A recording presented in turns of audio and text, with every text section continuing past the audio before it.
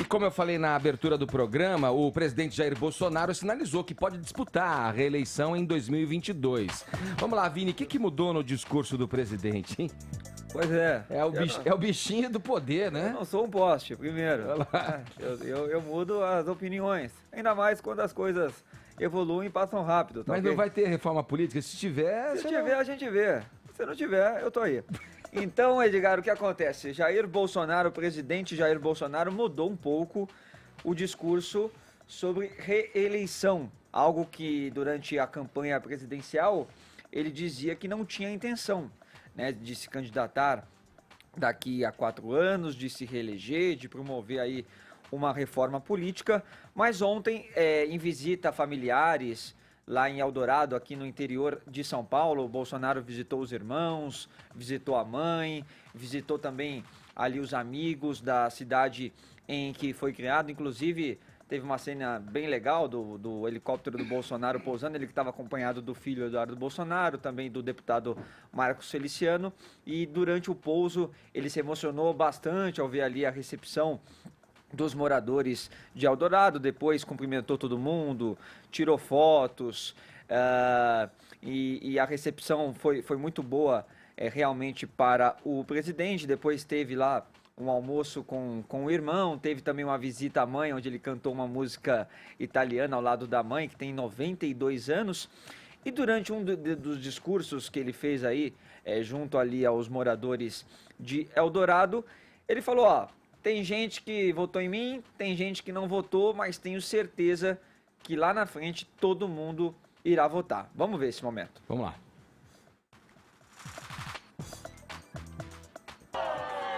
Muito obrigado a quem votou e a quem não votou em mim também. Todos votarão, tenho certeza. Bom, então lá na frente todos votarão, tenho certeza, sugerindo então que daqui 4 anos ele pode novamente se candidatar à presidência. Mais tarde, já aqui em São Paulo, na participação que ele teve aí na Marcha para Jesus, daqui a pouco nós vamos falar sobre isso, um pouco mais sobre isso, Edgar, ele foi novamente perguntado sobre essa possibilidade da reeleição. E aí a fala dele foi essa aqui. Olha, se tiver uma boa reforma política, eu posso até neste caldeirão jogar fora a possibilidade de reeleição. Posso jogar fora isso aí. Agora, se não tiver uma boa reforma política e se o povo quiser, estamos aí para continuar mais 4 anos. Então, Bolsonaro condicionando a reforma política e também ao pedido do povo, essa condição de se candidatar novamente daqui 4 anos, Edgar. Bom, vamos lá. Essa questão da reeleição, tudo sempre foi um cenário de debates acalorados aí, Caio. O que você achou? O que muda, né, com essa declaração? Ele que, como o Vini trouxe pra gente aqui, já de antemão, havia dito que não se candidataria para uma reeleição. E agora parece que tem uma correção aí no norte. Bom, pois é, né? Um político desejando mais poder nunca deveria ser surpresa, porque um ser humano desejando mais poder não é surpresa. Como diz o Alessandro Negão, do canal do Negão, tenha sempre um pé atrás com a humanidade. Mas assim, em oposição aos fatos, qual que é a narrativa que eu estou vendo circulando a respeito dessa notícia na grande imprensa, né? Eu peguei aqui 2 títulos dessa matéria. Em primeiro lugar, na Veja, né? Bolsonaro indica possível reeleição e diz que todos votarão nele. Segundo título, matéria da Folha. Lá na frente todos votarão em mim, diz Bolsonaro ao indicar disputa pela reeleição. Vamos lá. Qual o contexto disso? O presidente ele deu 2 declarações distintas, né, em local e tempo. E a interpretação mais acurada depende da gente considerar esse contexto. Então, vamos lá, a primeira. Obrigado a quem votou e quem não votou em mim. Lá na frente todos votarão. Então ele fez a Dilma aí, dobrou a meta. E onde que isso foi falado? Isso foi falado em Eldorado, no interior paulista, cidade onde o presidente se criou. Aí por lá, pelo que eu estava apurando aqui, ele conquistou 42% dos votos válidos já no primeiro turno, né? Então o que acontece? O presidente ele está se endereçando a uma audiência familiar. no contexto de querer o apoio maciço de quem? Dos seus conterrâneos numa cidade pequena do interior. Eu não acredito que ele tenha pretensões aí de unanimidade pelo Brasil afora, né? Até porque humildade, a gente tem que reconhecer, humildade é um traço da personalidade do nosso presidente, que já declarou, inclusive, não ser qualificado à altura da posição que ocupa. Olha a frase dele aqui em abril de 2019. Não nasci para ser presidente, nasci para ser militar. Em outubro de 2019, depois da eleição, ele falou, não sou mais capacitado, mas Deus capacita os escolhidos. Então, assim, se você comparar essas colocações, esse tipo de frase, com de um corrupto condenado, né, como o ex-presidente Lula que já disse, abre aspas, não tem nesse país uma viva alma mais honesta do que eu. Pois é, ouvinte, o Lula se acha mais honesto que você. Mas, assim, a comparação vale a pena porque, diante dos nossos vaidosos quadros políticos, o Bolsonaro é um poço de humildade. Então essa é a primeira colocação. Aí teve a segunda. Se não tiver uma boa reforma política e se o povo quiser, estamos aí para continuar mais 4 anos. Aí o interessante é analisar a evolução de postura do Bolsonaro em relação à reeleição, que foi o que você trouxe aí.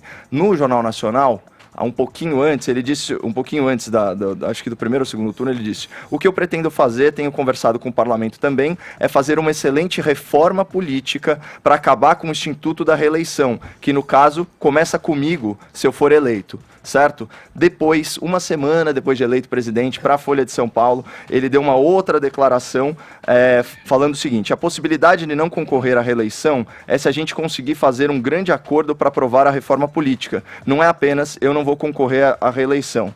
Então, você percebe que nos dois casos, né, tanto no Jornal Nacional quanto depois já eleito presidente, ele condiciona a questão da reeleição à reforma política. Ele usa essa expressão em todas as vezes que ele aborda o tema. Então, e tem um outro ponto interessante aqui.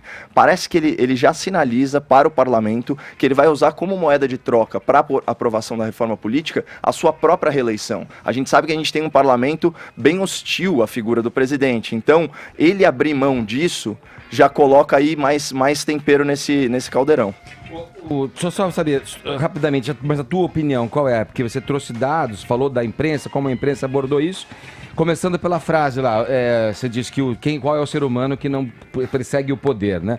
E depois faz uma associação com a figura humilde do presidente. Sim. Como é que fica essas duas afirmações? Assim? A pessoa que almeja o poder pelo poder, qual é o ser humano que não se norteia pelo poder, no caso de um político, ainda eu acho mais? que não é o caso dele. E aí da questão da humildade que você destacou, da personalidade dele. Eu acho que não é o caso dele, justamente porque ele sempre condicionou abrir mão da reeleição a uma reforma política e ele, de forma inteligente, está usando isso, já sinalizando que vai usar isso como moeda de troca. Assim, as grandes forças políticas de Brasília são contrárias à reeleição do Bolsonaro. Imagina como o Centrão vê uma nova candidatura dele. Então, de repente, ele pode imprimir aí reformas estruturais importantes e marcantes, abrindo mão disso. Agora, já que a gente está nesse assunto, se me permitir, Edgar, eu queria falar por que eu pessoalmente sou contra a reeleição, né? Isso, vamos lá. No Brasil, não existe igualdade de condições entre os candidatos na disputa eleitoral, tá? Isso é um dado da realidade.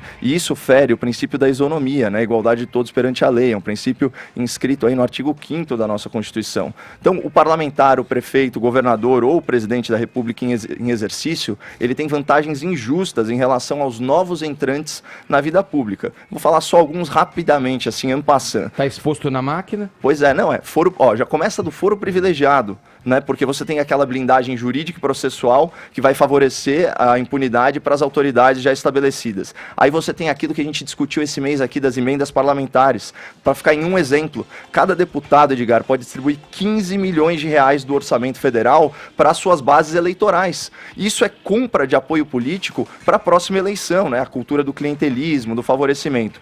Dentro da legalidade do mecanismo. Sim, também. Não, isso é previsto. 100% legal. 100% legal. Fundo partidário e fundo eleitoral, né? Então, financiamento público de campanhas e partidos. Esses números somaram mais de 2 bilhões de reais e meio em 2018. Então, são essas verbas públicas distribuídas pelos caciques dos partidos conforme o seu interesse de perpetuação no poder. De todos os mais de 30 partidos no Brasil, só um não usa dinheiro público, que é o Partido Novo, que ainda está começando aí na vida pública. E no Brasil, em flagrante violação aos direitos humanos, ao Pacto de San José da Costa Rica, a gente não tem a tal da candidatura independente, ou seja, desvinculada de partido político. Então, quem quer entrar no jogo tem que se submeter em maior ou menor grau à máquina partidária e à elite política. Tudo isso culmina no quê? Na reeleição. O candidato à reeleição ele vai utilizar todas essas vantagens que eu falei e a mais óbvia que você trouxe em primeiro lugar, que é o quê?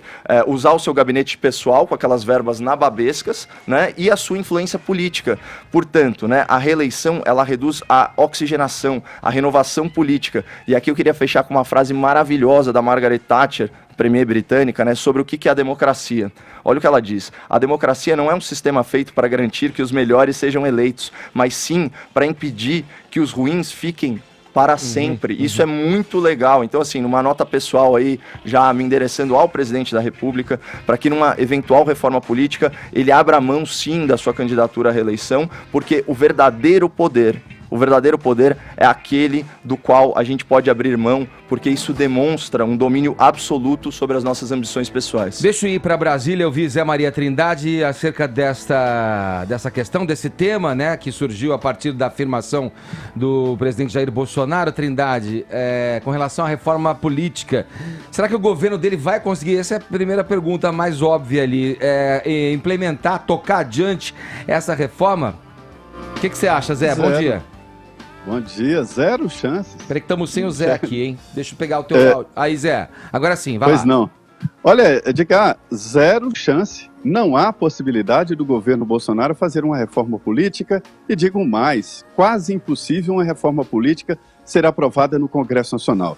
Eu conversei durante essa semana exatamente sobre esse tema com alguns líderes e 3 deputados me disseram o seguinte, que uma reforma política só sai no Brasil se houver a possibilidade de formação de uma revisão constitucional, né, uma constituinte exclusiva, sem direito à eleição, ou então fazer uma reforma política para daqui a 10, 15 ou 20 anos na frente. Porque quando se propõe uma reforma política no Congresso, cada deputado pensa com essa cabeça que o Caio mostrou aí, é isso mesmo, ele pensa na reeleição dele. Se as regras atuais favorecem a sua posição, por que ele vai mudar as regras atuais? Então, é este o quadro. Sobre a reeleição, a Constituição brasileira não foi preparada para a reeleição.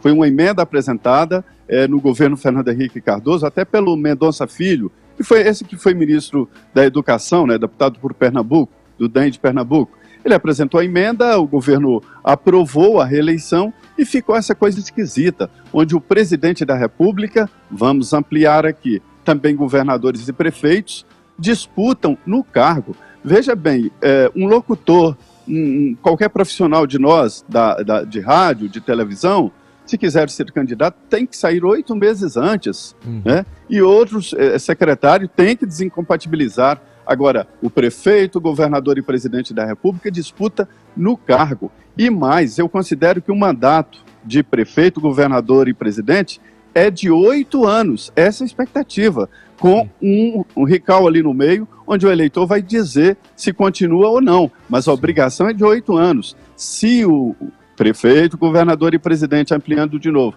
não se candidata à reeleição, ele envelhece prematuramente o governo e provoca guerras internas pela sucessão. Veja que armadilha. Consegui entender a tua frase inicial, que iniciou o teu comentário aí, Zé, porque se a gente depende do Congresso para alterar qualquer coisa no sentido de reformar as regras, as leis relacionadas à política brasileira, como é que eles vão fazer isso, já que tem um interesse próprio vinculado aí? Quer dizer, estamos perdidos. Quem é que vai poder fazer isso, Zé?